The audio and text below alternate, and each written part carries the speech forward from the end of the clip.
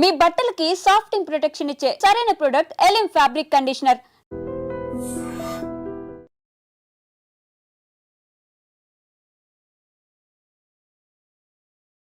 Welcome to iDream. Gujarat Ahmedabad international ఎయిర్పోర్ట్లో Air India flight కుప్పకూలిపోయింది. Take off అయిన కొద్ది నిమిషాలనే ఆ ఫ్లైట్ కుప్పకూలిపోవడంతో దాదాపు వందలాది మంది ప్రాణాలు కోల్పోయారు.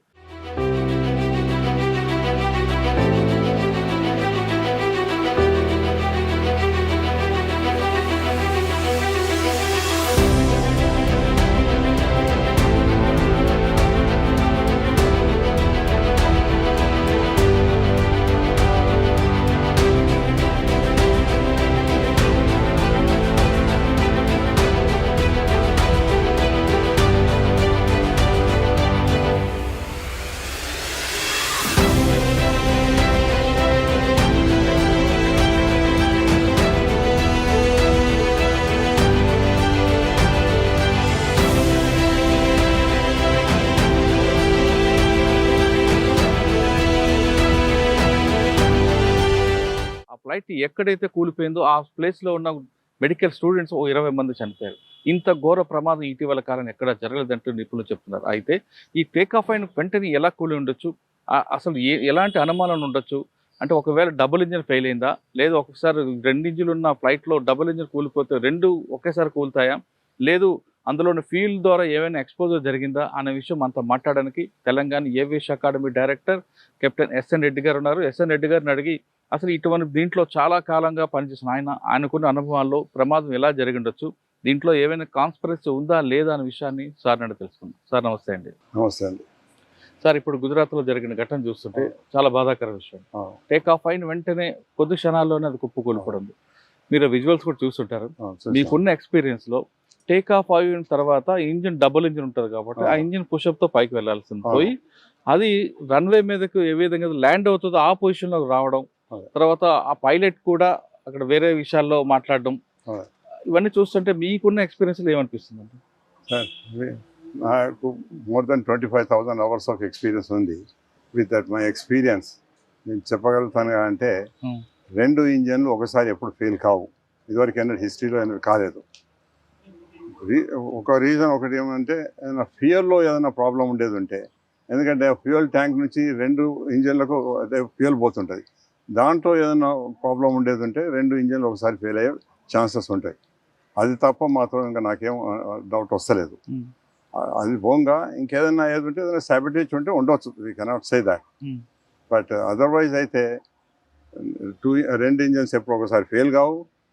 ఏదో ఒక ఇంజన్ ఫెయిల్ అవుతుంటే the captain is trained and is an experience person. He can always take care of the 1 engine, and with another 1 engine, aircrafts are designed to fly safe, absolutely safe. Sir, take off అయిన వెంటనే ఆయన ఏటీసీకి May Day May Day అంటున్నారు. దాని meaning ఏంటి వస్తుంది అంటే? May Day May Day అంటే ఏంటి అంటే, I'm in very serious emergency and అన్నది ఇన్ఫార్మ్ చేస్తాడు ఏటీసీకి. ఓకే, అక్కడ దగ్గరగానే ATC also will watching what is happening, how aircraft is coming down, everything ATC will be watching. అది ఎక్కడో మనం బయట ఎక్కడో ఫ్లై చేస్తున్నాం అంటున్నాం, మేడే మేడే అని వాడు ఇన్ఫర్మేషన్ ఇస్తాడనమాట. ఏం ప్రాబ్లం ఉన్నది అని ఇన్ఫర్మేషన్ ఇస్తాడు. ఇక్కడ అంత ఇన్ఫర్మేషన్ ఇచ్చే టైం కూడా లేదు అతనికి. It happen just about maybe 50-60 seconds లోపల అయిపోయింది అనమాట. రన్వే మీద టేక్ ఆఫ్ అయిన వెంటనే ఎయిర్ లోకి వెళ్లాల్సింది పోయి అది డౌన్ రన్వే మీదకి ల్యాండ్ పొజిషన్ రావడం లేదు. ల్యాండింగ్ పొజిషన్ రాలేదు. అతడు టేక్ ఆఫ్ అయ్యి ఎయిర్క్రాఫ్ట్ నోస్ పైకే ఉంది, అట్లే పైకి పోతారు అనమాట.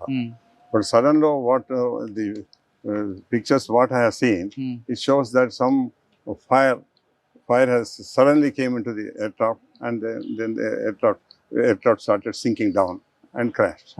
అంటే మనకు చూస్తున్న విజువల్స్ లో టేక్ ఆఫ్ అయిన తర్వాత ల్యాండింగ్ పొజిషన్ లో వస్తూ ఆ నోస్ వెళ్ళి ఒక చెట్టుకి క్రాష్ అవ్వడం, చెట్టు నుంచి ఒక బిల్డింగ్ మీద కొలాప్స్ అవడంతో అక్కడ ఏమైనా ఫైర్ వచ్చి ఉండొచ్చా, లేదంటే ఏ విధంగా అయి ఉండొచ్చు? అదే ఇప్పుడు ఆ విజువల్స్ చూస్తేనేమో నాకు అనిపిస్తుంది అంటే, మొదలు దాంట్లో ఎయిర్క్రాఫ్ట్లో ఫైర్ వచ్చి ఎయిర్క్రాఫ్ట్ కిందికి వచ్చిందని. లేకపోతే మీరు అన్నట్టు possibility is there that aircraft ఏదో ఇప్పుడు నేను అన్నట్టు బోత్ ఇంజన్స్ ఫెయిల్ అయినాయి, ఫ్యూయల్ ఏదో ప్రాబ్లం ఉన్నది, అవి కూడా అది సింక్ అయ్యి చెట్టు తగలటం, బిల్డింగ్ తగలటం కూడా తల్లి కూడా ఎక్స్ప్లోడ్ కావచ్చు. But the way I have seen those pictures, it shows that there was some sort of a thing in the aircraft. Suddenly I could see the fire. Sir సాధారణంగా పైకి వెళ్ళిన తర్వాత ఒక 100 to 200 మీటర్స్ లో ఉంది, అది collapse అయింది. వెంటనే కొలాప్స్ అయినప్పుడు బిల్డింగ్ మీద పడింది అనుకోండి, అది క్రాష్ రెండుగా విడిపోవడం లేదా ముక్కలు అవడం జరుగుతుంది. కానీ ఫైర్ వచ్చి ఇంతమంది బర్న్ అయిపోవడానికి రీజన్ ఏంటి? ఇప్పుడు ఎయిర్క్రాఫ్ట్ క్రాష్ అవుతుందో ఆ క్రాష్ అయినప్పుడు అందులో ఫ్యూయల్ ఉంటుంది కనుక ఫైర్ అనుకునేది పాసిబిలిటీ ఉంది. ఓకే, అట్లా ఎన్నో ఎయిర్క్రాఫ్ట్ మనం చూసినాం. కానీ ఇక్కడ ఏంటంటే 2 ఇంజన్స్ ఒకేసారి ఫెయిల్ అవటము అయితే అది ఎప్పుడు నేను చూడలేదు, ఇదివరకు ఎప్పుడు కాలేదు కూడా. సార్ మీకున్న ఎక్స్పీరియన్స్ లో ఇంత పెద్ద ప్రమాదం ఎక్కడ చూసారా ఎప్పుడైనా? యాక్సిడెంట్స్ అయినాయి, పెద్ద మేజర్ యాక్సిడెంట్స్ అయినాయి, బాగా గుర్తుండే చెప్పండి. మేజర్ యాక్సిడెంట్స్ అయినాయి, కానీ I cannot recall and tell you immediately. ఇక్కడ హైదరాబాద్ లో అయింది ఒకసారి. ఒక Boeing 737 was taking off. Just as he took off then he crash landed. మన ఫెన్సింగ్ దాటంగానే అయిందన్నమాట. Boeing 737 aircraft. It also caught fire, but all passengers could evacuate, and only one passenger who came out and again gone inside to bring his coach. So he was caught, and he got burn injuries and all that. Sir, flight take off ay mundu అందులో international flight, but Begumpet aircraft matter it was proved that there was some mechanical and flaps తీసుకోలేదు, pilot has not taken flap ani అది ఉండే అన్నమాట. That was some reason, technical mechanical reason was there for the cause of that accident. Okay, కానీ ఇది అట్లా కాదు. ఇదేమో మనకు ఏం చూస్తున్నాం అంటే 2 ఇంజన్లు మంచిగా పనిచేస్తున్నాయి, ఆయన మంచిగా కంఫర్టబుల్ టేక్ ఆఫ్ అయిన తర్వాత సడన్ గా what in the visuals we could see is the fire. కాస్త పక్కన పెడితే సాధారణంగా ఒక ఫ్లైట్ టేక్ ఆఫ్ అయ్యే ముందు మీరు గతంలో చెప్పినట్టుగా ఏ విధంగా ఉంటాయి ప్రొసీజర్? ఏముంటుంది? చెకప్ ఉంటుందా? మొదలు ఇంజనీర్స్ మొత్తం త్వరో చెక్ చేస్తారు, చేసి వాళ్ళు సర్టిఫై చేస్తారు. సర్టిఫై టేక్ ఆఫ్ ముందు అంటే 1 అవర్ ముందే అన్ని వాళ్ళు చెక్ చేసుకుంటారు. కెప్టెన్ వస్తాడు, కో-పైలట్ వస్తారు. మొదలు కో-పైలట్ చూసి అన్ని చెక్ చేసుకుంటాడు, సిస్టమ్స్ అన్ని. తర్వాత కెప్టెన్ చెక్ చేసుకుంటాడు. చెక్ చేసుకొని మొత్తం ఇద్దరు సాటిస్ఫై అయిన తర్వాత వాళ్ళు పోయే డెస్టినేషన్కు ఎంత ఫ్యూయల్ కావాలి, మళ్ళీ అక్కడ నుంచి డెస్టినేషన్లో ఏదైనా వెదర్ మంచిగా లేకపోతే ఆడికి డైవర్ట్ చేయాలంటే ఇంకెంత ఫ్యూయల్ కావాలి, ఇవన్నీ క్యాలిక్యులేట్ చేసుకొని దాని ప్రకారంగానే పైలట్ ఇన్ఫార్మ్ చేస్తాడు నాకు ఇంత ఫ్యూయల్ కావాలని. వచ్చి చెక్ చేసుకుంటాడు, అవన్నీ సాటిస్ఫై కావాలి. ప్రతి సిస్టమ్స్ చెక్ చేసుకుంటాడు, ప్రతి దానికి. ఇదివరకు ఏమన్నా హిస్టరీ ఉందా చెక్ చేసుకుంటాడు. ఇదివరకు ఎయిర్క్రాఫ్ట్లో ఏమైనా ప్రాబ్లమ్స్ ఉండేనా, ఏమైనా రెక్టిఫై చేసిందా, అర్లియర్ పైలట్ ఏమైనా రిపోర్ట్ ఇచ్చినా, అవన్నీ కంప్లీట్ మంచిగా చెక్ చేసుకున్న తర్వాతనే he will accept the aircraft.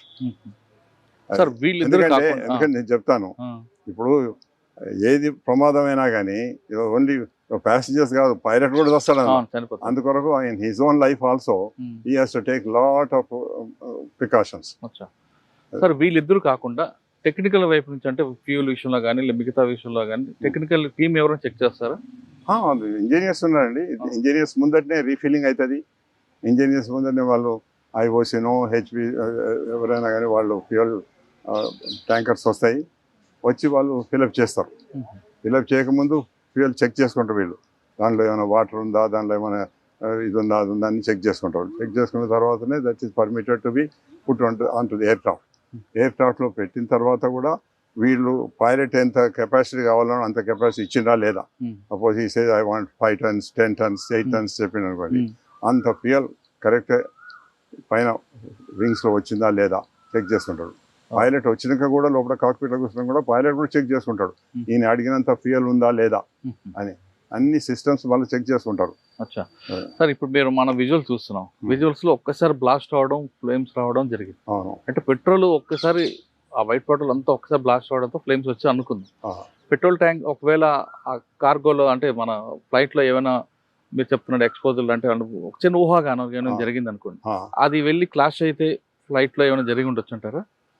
అట్లా మీరు అన్నట్టు కనుక ఏదైనా ఎక్స్ప్లోసివ్ ఉండేది ఉంటే ఎక్స్ప్లోసివ్ తోటి సడన్ గా ఎక్స్ప్లోడ్ అయిపోతుంది. ఇక అప్పుడు ఎవరేం చేయాలన్నమాట.